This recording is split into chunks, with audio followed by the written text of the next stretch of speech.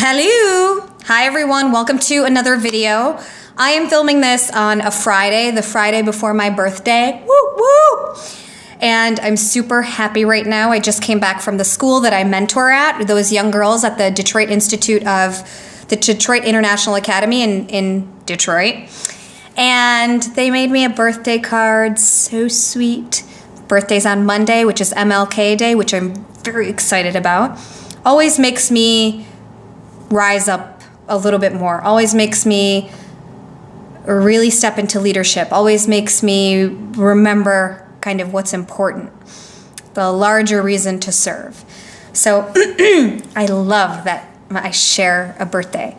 Honored to really share a birthday. So yes, I'm in the same sweater as I was the day before. The little girls at this school, my middle schoolers, they're like, we want to see you wear your sweater from the video. Oops, I think I gotta look here. Why aren't you wearing your sweater? So I told them that today I would wear it for them. So I wore it, and then I just had a dance party, and then I was just inspired to film this video, so I didn't change. So yeah, I'm wearing the same sweater. So I have a really cool video today about sales. And sales. So many people are scared of sales. Personally, I used to be too. Now I love sales. There's nothing better than sales for me. I'm pulling up my notes from my computer for this video that I want to share with you guys because there's a lot of notes. Let me give you the context. So the video today is going to be called How to Do Sales Completely Wrong. I don't actually know what the title is going to be, but it's something like, are you doing sales royally wrong? Here's how to tell. The reason that I say it this way is because I had an experience with someone yesterday where they called me, and they've called me now. I've talked to this guy twice in the last 6 months, and each time I have left with such a horrible, horrible taste in my mouth, okay? I mean horrible. So I'll tell you exactly why, but the whole point is, actually the title that I wrote here in my notes is, I told him the truth and a lesson in sales, a huge lesson in sales. And it was really awkward, okay? Because the context here is, so this man, I've talked to him, I think in September, and then I talked to him again yesterday. He's been calling. They're from a marketing agency, and I think they're targeting people who use this particular software called Infusionsoft. And so they somehow get these names of business owners who use Infusionsoft. We use Infusionsoft. And they call them to pitch their services, which is fine. I get it. As a business, you have to pitch your services. Of course you have to pitch your services. But I had such a...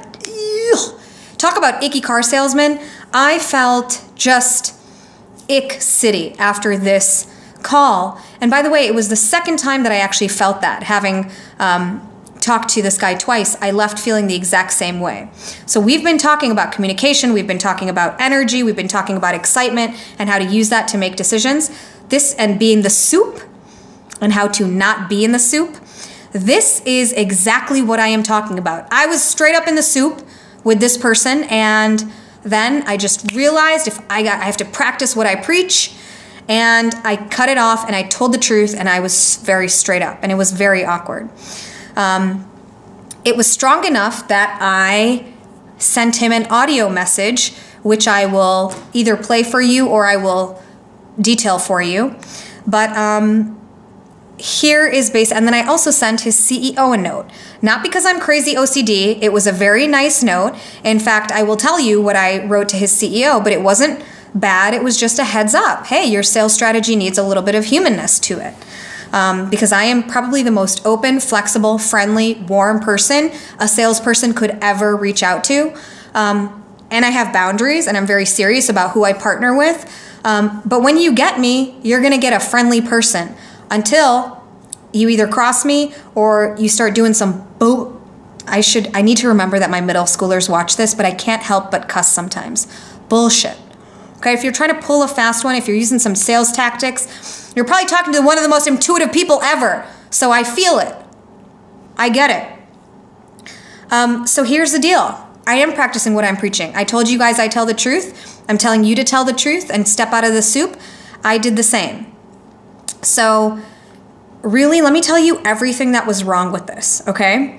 It was he basically got me on the phone, and here are my notes from it, because I was just so peeved after I got off the phone. And it was more than peeved, it was exactly how I know I will never sell to someone. I will never sell like this. There was no humanness. There was no storytelling. There was no real authentic interest in me. There was no energy exchange. There was no acknowledgement of what I told him. The course of this conversation, this man had talked to me twice, and both times I sort of shared with him my business goals, to which he could have given a shit about, or at least that's how he made it sound. I also shared with him some personal things this year, why my business was slowing down in 2016. I said, I moved home, I encountered some stuff at home, like health challenges with my family that I had to address, and I slowed my business down. Zero acknowledgement, okay? I don't need you to sit here and hold my hand and sympathize with me. I need you to acknowledge, hey, sorry, that sounds like a hard year. Hey, ooh, that's tough. Oh, sorry to hear that. I need something from you, homie. If I have to feel like I'm not talking to a brick wall or a robot. There was no acknowledgement of that. There was no real conversation. There was no conversation, okay? There was just this robotic, it was completely transactional. And it was terrible. So there was no expression of emotion. There was no questions that he asked me to understand more about where I was in my business, my goals.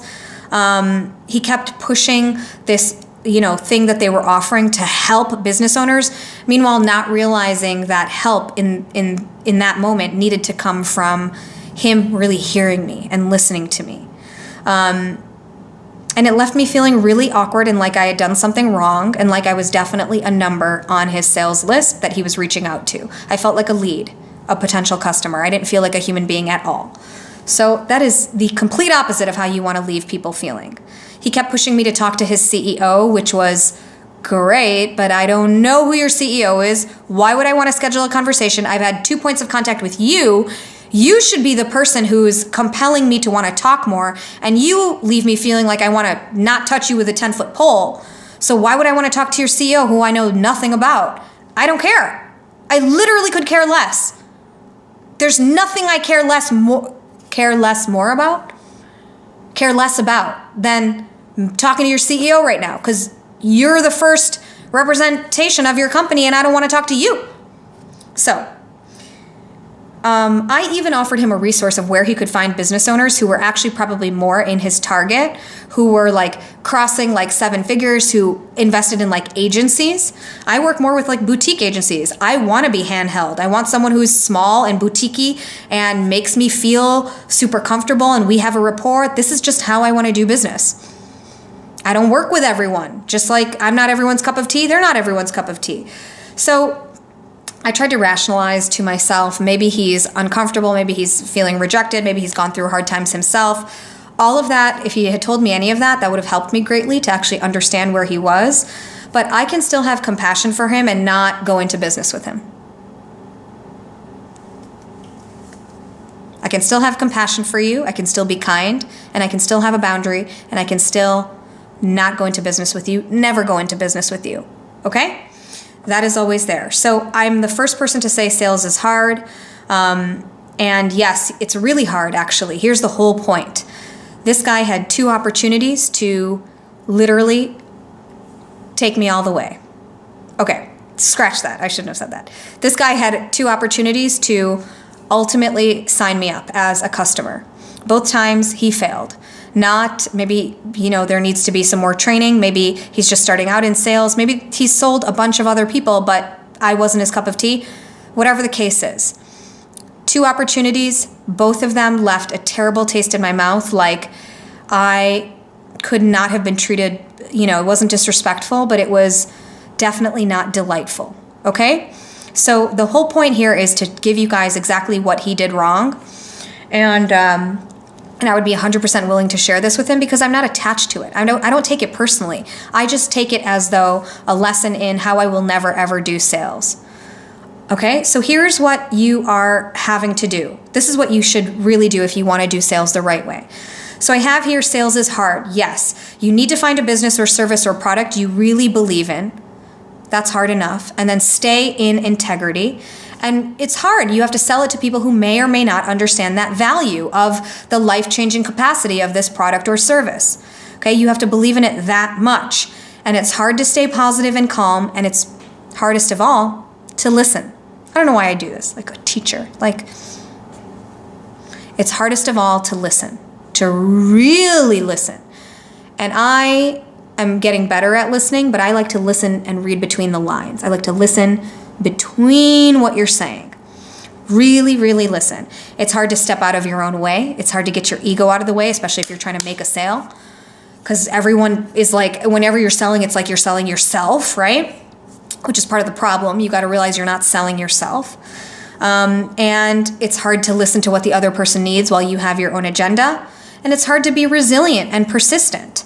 And it's hard to be kind in the face of other people's fears, okay? Especially when you're feeling impatient. I get all of that. And this is why sales is hard. This is why sales is a skill and an art. It's both. It's both. Because it takes time, it takes experience, it takes lots of rejection, it takes recognizing and analyzing your mistakes. What does Beyonce do? She watches every live performance she has and then perfects and tweaks and twists and this and that. Beyonce does that. Beyonce, the holy grail of professionalism, perfectionism, beautiful art, success. Is there any marker greater than Beyonce? I mean, of course there's other markers than Beyonce. But if Beyonce is doing this and she runs an excellent ship and a tight ship, who are we? I don't want to listen to my sales calls. I don't want to tweak and perfect. You better check yourself. Okay? So I don't just believe it's a skill. I 100% believe it's an art. I'm still perfecting it. Of course, I'm always going to be a student of sales, and it takes lots of time. And if you don't think you have the energy and patience to do it, don't start, because sales, this is what it requires. If you want to be excellent, if you want to delight people, if you want to serve in a big capacity, you can't be a douchey, tricky, salesy person. It's not a sustainable strategy. It's just not. Okay, you have to have the patience to really do it the right way. And that's what actually sets you apart from the rest of the world. People want to do it fast. They want to do it cheap. They want to do it without listening. And they want to do it with a system and then bam, bam, bam, success. Okay, good luck. Good luck doing that, because yes, you can have success with that for a short amount of time. That's not sustainable. And even if you do have it for a longer period of time, oh God, is there anything worse than living like that? Is there anything worse than leaving a bad taste in someone's mouth repeatedly day in, day out, but getting what you want? It's the fast track to hell. I'm sorry, it just is. So that's not how I work. That's not how I work as a customer, by the way. I will never get sold to, because I'm smart and I have intuition, and I will never sell like that. Okay? That's not how a business works. That's not how life works. That's how cattle works. It's cattle. Go, go, go, go, go. Call, call, call, call, call. Okay. Sign you up. It's not right.